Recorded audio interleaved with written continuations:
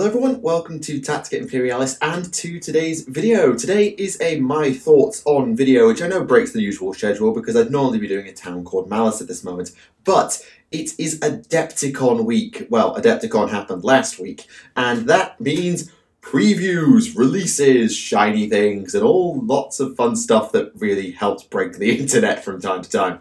So, I want to talk about the studio reveal that was published on the Thursday of Adepticon week, which is the main preview for everything that's coming out of Adepticon. We may have had some more, and if that is the case, then I'll either address it in a stream or I'll make an official sort of addendum tomorrow or something like that.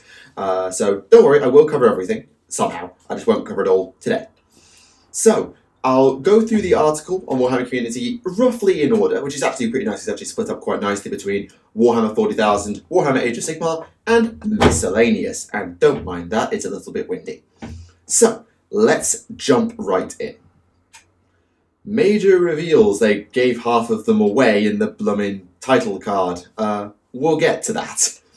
So, first on the list is Lords of the Battlefield. This is a reference to the Imperial Knights. I'm not going to play the trailer for you because you won't get any sound. What I want to do instead is just show you this thing.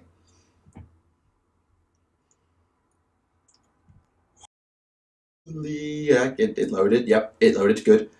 Holy hell. Look at that thing. Look at it. I mean, I know it's not a Titan because it's a Knight and not a Titan, but the guns mounted on the shoulders and all that stuff, it has real echoes of what I think of when I think of the Warlord Titan, which is a Titan I probably know the most about from the Space Marine game, having its shoulder-mounted cannons and then two big arm guns. Like, it's like the Warlord Titan of the Imperial Knights, if that makes sense. We also get a little bit of a size comparison for it, so if I just get the right image, yeah, let's go with that. So you can see it there next to one of the Armiger Warglaves, well, two of them actually, from the Forgebane box set. And you can see it's about 1.5-ish Armiger Warglaves. I think I might be able to get you a better image. Just, yeah, here we go. That's better. So you can sort of see it's quite a bit taller than the Armiger Warglaves, maybe 1.5 Armigers. I haven't seen it next to a Classical Knight because I haven't seen an Armiger Warglaive next to a Classic Knight, so I can't compare a Classic Knight to whatever this thing is. That might actually just be an Imperial Knight because I'm an idiot, but I don't think that's a classic Imperial Knight. And all this leads into the first preview reveal thing, and that is codices. The Imperial Knights are getting a codex very, very soon indeed. So, the next codex coming out at the time, it will probably be on pre-order at this month, is the Necrons, who are on their way very, very soon, and they'll be followed by the Drukhari. We know that already, that's been around for a while. But joining them will be the Imperial Knights, the Harlequins, and the Deathwatch, which is an interesting combination.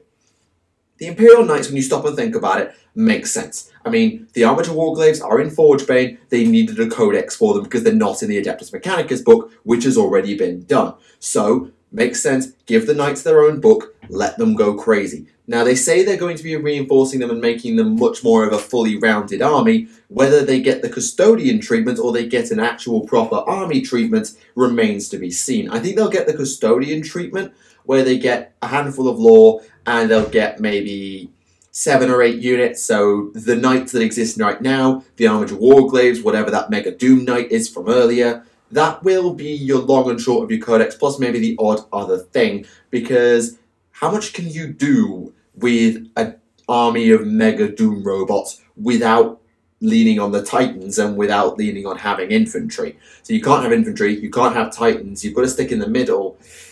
Only so much scope. But I think they'll get the custodian treatment, and that's not bad for an army like the Imperial Knights. I think most Knights players will take that. Then we have the Harlequins. This one initially caught me out, and I wasn't sure I liked the idea of getting the Harlequins next, because I'm an Orcs player from a very long time ago. They were the first army I ever collected in the hobby, so I want Orcs. And Orcs are now the last of the big guns, I'm quoting there. So the Tau, the Tyranids, the Eldari, the Drukhari, the Necrons, Demons, Chaos Space Marines, various flavors of Space Marines, not all of them, and Astra Militarum all have their codex. of the big guns of who you think who are the main players in 40k, the Orcs are the last to get a codex, with the possible exception of the Space Wolves. I'll get to the Space Wolves in a moment. So why are the Orcs being made to wait for basically last when the Harlequins are getting a codex now? The only thing I can say that can justify this is the Inari. Because the Inari will be getting their own book. I can almost guarantee they'll be getting their own book. Or at the very least, they'll be getting their own little tacked-on set of rules for the Inari. As a result, they need to have all the other Eldari factions done and up-to-date and ready so that they're all well-balanced enough for the Inari to work going forward. So that's my thinking, is they've done the Harlequins now so that the Inari can be brought out whenever they want. Which is fine, so I get it that way, and it will be a different way to play the game, again, because they're very much a glass cannon. They're like the most fragile glass cannon in the universe in some cases, so they will be interesting. The Deathwatch are interesting, so I'm going to just scroll down a tad. So the Harlequins, as is typical, will be getting masked dedications, which is nice, but it says, with Xenos factions having got a codex this year, and if you haven't got one yet, don't worry, it's coming, so Orc players chill, we thought it'd be a good time to revisit their alien hunters. They're being reinforced with some exciting new content, including mixed units of Primaris Space Marines and specific stratagems for dealing with the varied Xenos that try and live in mankind's galaxy.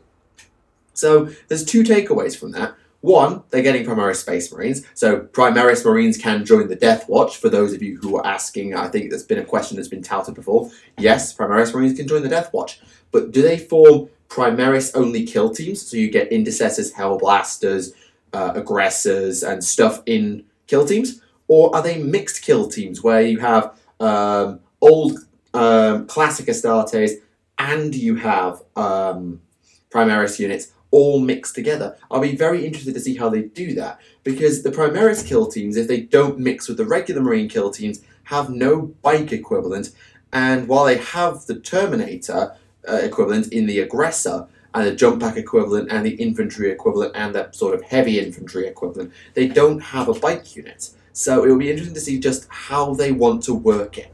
And the other is the specific stratagems for the various races. I take this to mean that we're getting a anti-Orc, anti-Tau, anti-Eldari, etc. stratagem for the Deathwatch. Now, that doesn't sound like much on paper, it just sounds thematic, and yes it is, but it allows the Deathwatch to actually be a really nasty tech tool if they're not a bad army on their own. So, let's say you're playing Imperial Soup, and you think you might be running up against a lot of Eldari, but you don't want to scum against them because you're going to have to deal with Chaos and other Imperials and stuff. Well, if you have a Deathwatch allied detachment that can hold its own, and then use its specific stratagems to just focus out your enemy Eldari players and just focus them down, or any Xenos faction for that matter, and just focus them down, they'll pay their points back and become quite a handy little tech tool. I don't know how viable that is, we'll have to see how good the Deathwatch are, but it's something worth considering. Then we have the announcement of something called Combat Roster. If you're an Age of Sigmar player, then you'll know about War Scroll Builder, or you might. It's something that Games Workshop has embedded in the Warhammer community site that allows you to build an army. And they're going to be teaming up with a person called Tom Hewitt, who's done a army roster builder of his own called Roll Call, and they're now going to work together to create Combat Roster, which is kind of nice. And it will sit on the Warhammer community site and you can use it. Now, what's more interesting for me is the bit at the bottom. Combat Roster will later be joined by a Warhammer 40,000 app, which is a digital companion with a matched play list builder. This is really kind of useful, because Age of Sigmar has an app. I don't know how many Age of Sigmar players use it, I do, but what it allows you to do is effectively have access to all of the War Scrolls in the game for free. Not the War Scroll battalions, just the War Scrolls for every unit in the game for free. And it will also allow you to build army lists that you can't pay the points. You have to sort of just add the units into a roster. So you can access your army on the fly, or your enemy's army on the fly if you wanted to do that. And if you want access to battalions and more stuff like that, then you can unlock those with microtransactions through accessing the books, like God Beasts, the General's Handbook, and the like. So It's quite a useful little thing if you're wanting to experiment with a new army or are not running battalions and stuff in your army and just want something that you can just not need to carry a book around. So you can just bring your army in a box, have a list on your phone and go.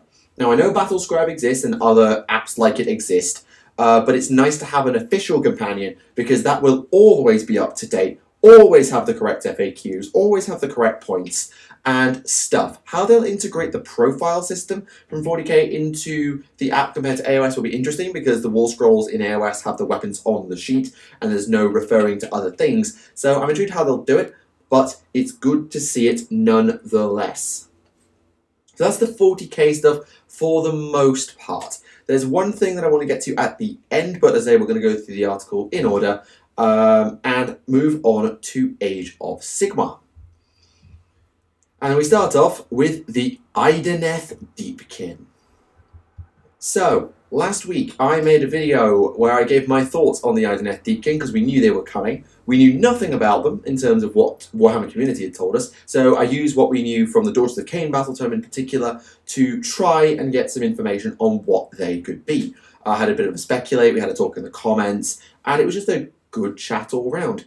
And, well, now they have a trailer. I'm going to go over now to aosshorts.com, so go and feel free to check that out. They're doing a bunch of previews and things like that, and they are really good for AOS as well as for lore, as well as keeping on top of you, so well worth having a look. And I do follow them on Twitter as well, so you can go and find them there if you want to go through my followers list or something. So, these are the models we're getting for the Idoneth Deepkin as shown in the trailer. I don't really want to zoom. I could zoom in a little bit, I think. Could I? Maybe. Maybe zoom in a teensy bit. Yeah, okay, let's go with that. So, first off, we have these very pallid swordsmen. They kind of have a Dark Eldar Incubi vibe, crossed with, obviously, a lot of elven things going for them. And I'm interested to see, I think these are like your heavy infantry. We don't see a lot in the trailer of actual infantry for the Idoneth Deepkin. We'll see bits and bobs here and there, but we don't see much infantry. So I'm thinking these guys are either going to be your battle line troops, or they're going to be your elite heavy infantry, one or the other. Next up, we have cavalry. These are shark, eel, cavalry, and the like. Admittedly, this image is a little bit blurry. That's just how the trailer's put together. There's a lot of blur in the trailer. So this is maybe not the best image, but you can sort of see what they're going for. You've got these very lithe eel-shark hybrids, and you've got these ornate serrated spears, shields, and they're going again with the Greek thing. So the Daughters of Cain, for those who don't know, have drawn a bit of inspiration from ancient Greece. There was a cult of women, I think I always get the name wrong, I can't... M something. They were women who worshipped Dionysus and were a little bit cuckoo. I don't think they were quite warrior cults because ancient Greece and gender stuff back then not always as forward-thinking as the rest of modern society, but they were quite an interesting bunch, and the Daughters of Cain do draw some inspiration from them, and of course you've got the harpies, the Medusae, and those sorts of Greek images. And it looks like they're going for the same sort of route again. I wouldn't want to speculate about which part of Greece this is drawn from, whether it's Athens, Corinth, Sparta, something more fantastical. I'm not an expert. Obviously, Atlantis might well be another reference that goes along with this, but you can see that there's a Greek vibe, and we'll get that as we go through the rest of the miniatures. You've got the Pale Elves again. These are going to be your archer variant. You can see by the bow and the quiver. So archers, good, need archers. A bit of a better look at the infantry. You can see that their weapons are sort of like, well, these ones are more curved. They're almost like, what's the word I'm looking for? What's the word? Like, not halberds. They're not halberds. They're not spears. They're not glaives, are they? I should get better at military and weapon names because I can't put my finger on what that weapon at the back left looks like. I know what it looks like, but I can't put my finger on it. Then we get a better look at the cavalry. This is a slightly different variant. So these guys are on actual eels as opposed to the sort of shark-like cavalry that we had earlier. You can see there's a bit more of a shark image, the one at the back there. I'm just going to quick scroll through. And these guys, hard to tell. Again, not much detail that we get from them, but I reckon they'll be very, very easy to paint. We get another angle on them, so they're going to be melee cavalry. They're not missile cavalry. We can sort of draw that assumption. And these guys are painted in black armor, so maybe there's somewhat of mystique around them. I'm not a huge fan of the eels. I'll be completely frank. The eels don't do it for me, but hey. Then we have the image from the preview of the trailer, which is a hero accompanied by some sort of kraken-y, octopusy thingy that also happens to be wielding a mace, whilst the elf is more occupied with a scroll and a quill, perhaps. So, I don't know what this guy is. What we do know about the Idoneth Deepkin from Warhammer community is that they are soul stealers. In fact, I'll just hop back over. So the Idoneth are soul-stealing reavers with masteries of magic of the seas. So I'll just hop over so you can have a look at that. So, soul-stealing. Maybe this guy sort of keeps tabs on how they're doing. I don't know. Be very intrigued to see how he fits in. Then we get a bit of a closer look. You can see the sort of kraken-y monster thing, just carrying a knife and a mace and some other weapon just over his left shoulder, whilst the elf just reads off a chart. Then we get a look at the boat. This is from the Goldfish teaser, I believe. So this should be some terrain that the Idoneth are going to get. Whether it's going to work as actual gameplay terrain remains to be seen. We then have, I'll skip over this one and get a closer look at him here. We have this guy. Now this, to me, screams, and I mean absolutely screams, Genestealer Cult Magos. Flipping heck. This screams Genestealer Cult Magos to me. Sort of a staff, outstretched hand. I think this is going to be some sort of sorcerer, a wizard character, or perhaps, because he's got the standard, a priest-type character. Or maybe a combo of both. Maybe a totem wizard, totem priest. I'm not sure, because the Lord of Elixir has proved you don't need to have, you don't have to have the totem keyword just because you carry a banner. So I'm going with a wizard character, but I can't be sure. Then we have this guy. Ooh, I didn't actually see this. The trailer went by in a bit of a blur for me. So this guy's got a massive, like, fish hook type thing. And it looks like an angler lure dangling over the front of his face. Like, what's that all about? So that's intriguing. And then further back, what have we got? We've got a fish. We've got the Pale Elf Archers. I'm not great at reading into details, so it's interesting nonetheless. Then we have this girl. This character doesn't seem to fit with the rest of the army. I'm going with this is your other option for a wizard. You've got a shell staff, so the staff is like a conch shell. What looks like a mini manta type thing flying around her shoulders. Massive, overly done headpiece, like flipping heck chill with the headpiece. And then looks like magic coming out of her hand or a flame, so I'm going with this as a wizard character. So maybe they'll have two wizard characters, or the other guy before was a priest. We're not sure. Then we get a bit of a look at the, I think these are still the eel cavalry, though they could be shark cavalry. And these are missile cavalry. So you can see above the main rider's head, you've got a second dude with what looks like a bolt thrower, a barbed bolt thrower. And Jesus, that looks terrifying. So these guys will be your missile cavalry, which is nice to have missile cavalry, by the way, because they're a good harassment force. And I'm guessing these guys are going to be lightning quick. Then we get a sort of piratey general riding an I don't know what.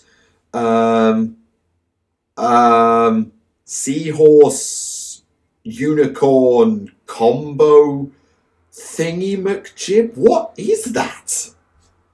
Someone who's better at, like, mythical creatures, please do tell me what that reminds you of. Again, with the super ostentatious over-the-top head thing. He's got a cutlass of some sort. Eye patch. Yeah, this guy looks really powerful. I'd have to be interested to see how tall this model is. Is it that it stops just below where we can see, or is this like a really long monster like Marathi? We'll have to see. Well, there's our answer. It's a, oh god, it's even got Kraken-y vibes. God, that, and then you can see at the back there, you've got like a speary thing. That model's going to be tall. Really tall. Another look at the eel cavalry. Another look at the Eel Cavalry.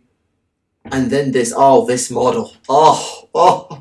So this actually is part of a model's base, believe it or not. That's a living tidal wave. You can see the shoal of fish. You've got that manta ray thing, I think. You can just see at the top there a boot.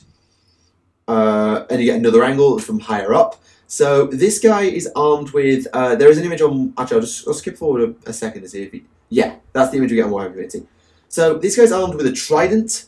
And he's also got a staff of some sort. I actually couldn't tell before. Some sort of staff in his other hand. Is that going to be a symbol of office, a magical artifact? We don't know yet. Again, super ostentatious headpiece. But the armor on this guy is so intricate. Is it better from this angle? I'm not sure. But the armor and the cloak on this model are just... Oh my god, the intricacy. They're so intricate. And then we get on to... Let's see if I can get a better angle. Yeah. Turtles. Flying turtle war engines. So, armed with 2 bolt throwers, and then there's something at the back. I'm hoping we'll get a better shot of that later. Yeah. Okay, there we go. So you can sort of scale next to the Eel Cavalry, which might help a little bit. It still doesn't get a great angle of what's at the back. But, yeah, really interesting model. I don't know if I'm sold on it fully, but... interesting nonetheless. And that's your lot. There's also a couple extra images on Warhammer Community, so here you go. We have the hero that we mentioned earlier. How's that looking on the screen? Good. Got the hero that we mentioned earlier with the archers, and you've got the eel sharky cavalry at the back. We get another look at the hero. Just look at this model. I mean, he'll break in 5 minutes, but oh my god, look at that model. Then we get a proper look at the turtle. So you got this drummer type thing. That's what it is, sort of a drummer at the back. So I'm thinking this might actually have a sort of an effect similar to the Chaos War Shrine, but we're not sure. And again, 2 bolt throwers as mentioned. And then we get another look at it from another angle. Yeah. Yeah, that's the Idoneth. Now, what do I say here? What do I say here? Because... I didn't even have my light on when I was doing this, apologies. Because I wasn't sure when the Idoneth were teased whether they were going to supersede my Daughters of Cain plan. Because when I finished my Stormcast Eternals army, which is not far off finished, I was thinking of going to get Daughters of Cain. Marathi came out, the Melisai, the Kinnerai, they all look amazing. And I was so ready to go in, and get an army of Daughters of Cain. I was so ready. And then the Idoneth got teased. I was like, oh, hang on. Maybe I should wait. And I'm still unconvinced. So, let me just explain this in sort of a context of me watching trailers. So, when the Daughters of Cain were first teased, they got the first full reveal trailer of the Daughters of Cain, I was nearly bouncing off the walls with hype. I was like, oh my goodness, this is amazing. When I saw the Idoneth trailer, I was like, okay, that's interesting. So, they've got my interest, but they haven't got me bouncing off the walls like the Daughters of Cain did. If that makes any sense. At all. They look great. They really, really do. They look great. But have they done enough to oust the Daughters of Cain from my affections? I don't know. Maybe I'll have to read their lore and see. Anyway, moving on. Raw Magic Unleashed. So the winds of magic are apparently going a little bit haywire. Purple Sun? Question mark? We'll see. It looks cool, whatever it is. This like giant floating virus skull magic bomb thing. I don't know what it is. Hopefully this will lead into like a Storm of Magic expansion. So Storm of Magic for Warhammer Fantasy was an expansion where basically you just went crazy with your wizards. You could do utterly broken things with your wizards. And maybe we'll get something like that again. That would be very, very fun. Then we have some stuff for Forces of Death. I'm not going to spend too long on this. I just want to quickly find a couple of images.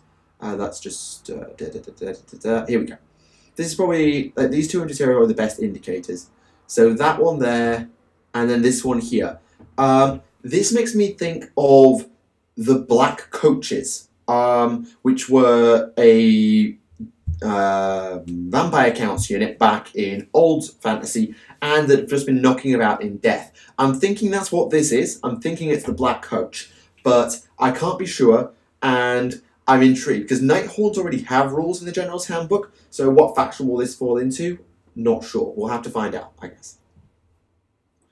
We also have an Age of Sigmar trading card game, because of course we do, which is fun. Some talk for Shadespire, which, if you play Shadespire, nice. They're talking of getting exclusive miniatures for future Adepticons and stuff. If they introduce this guy looks amazing. And White Dwarf. Now, I was going to completely skip over this, but then some eagle-eyed smart aleck pointed out that at the back of this image... Okay, how well can I zoom in? How well can I... How's that? Just look up there. What the hell is that thing? What on earth is that thing? It could be a conversion because it's orcs, and orc conversions are very, very easy-ish. But if that's a new orc Mega Doom Walker, then start up the hype train and start shouting "Wah" now, because dear God. Also, this hints that orcs are not very far away. Because it means that we'll get the 4 codices that we'll wait, 4 or 5 codices that we're waiting on now, and then I think orcs will pretty much be next on the list after that, which is lots of fun. And finally, the Warhammer Community Survey has come back. First off, Warhammer Legends. They're bringing back rules for the fantasy characters that got binned, including Old Marathi, Lockyer Fellheart, and assumedly others. You will be able to pit these guys up against the new crowd from Warhammer Age of Sigmar. They're not going to be for matched play, they'll be for open play only, or for narrative play. Maybe you could have it like, oh, there's an army of Dark Elves led by Marathi and Malus Darkblade all of a sudden appear in the Mortal Realms for some reason, and the Daughters of Cain are like, hang on a minute, this can't stand to get them. Might work, which is fun. I really like that. So, thank you. Split shipping, so if you're doing made to order, you don't have to wait for your order to be made to order if you ordered something else with it. And then the greatest meme has been prayed and for, and oh, they've done it. I'm just gonna... Right, where's a good place to stop? Where's a good place to stop? That seems appropriate. Plastic Sisters of Battle. They're doing it. They're goddamn doing it. Oh, yes, yes, yes, yes, yes. So much yes. Calm down, Internet. Your memes and dreams have been answered. Plastic Sisters are a thing. They're coming hopefully in 2019, so look forward to that. And yeah, the Internet's probably broken. I hear that the 40k Reddit on Thursday went absolutely insane. All I'll say is it's really good that we're getting more armies in plastic, of course. The fact that it's Sisters is just a welcome bonus. And hopefully it will encourage more diversity in what people are collecting, because they won't be forced into buying either extremely expensive metal miniatures or another army entirely. So, there you go, ladies and gentlemen. That is the preview from Adepticon. Of course, if I've missed some things, then I will be addressing them in a video very, very soon, or on a live stream, so make sure to stay tuned to the channel for that. And of course, let me know what you think of these Adepticon reveals in the comments below. Do you think they are on a level with the 8th edition reveal we got last year? Is all this stuff that we're getting, Plastic Sisters, Idoneth, the codex announcement, is this enough to compete with the announcement of 8th edition we got last year at Adepticon? What do you think of the releases that we are actually getting as a bit and a bit? So the Knights, the codex options, the Deepkin, the Sisters, of course, and everything else. Do let me know what you think in the comments below. I'd be very interested to see what you have to say and discuss it with you as always. Next week we'll be back to your regular scheduled programming with a town called Malice, where I'll be hopefully getting on with the next part of that series, and I've bought myself an extra week doing this. So, thank you very much for watching. I do hope you enjoyed the video. This has been Tactica Imperialis. Until next time, I'll see you all again. Bye for now.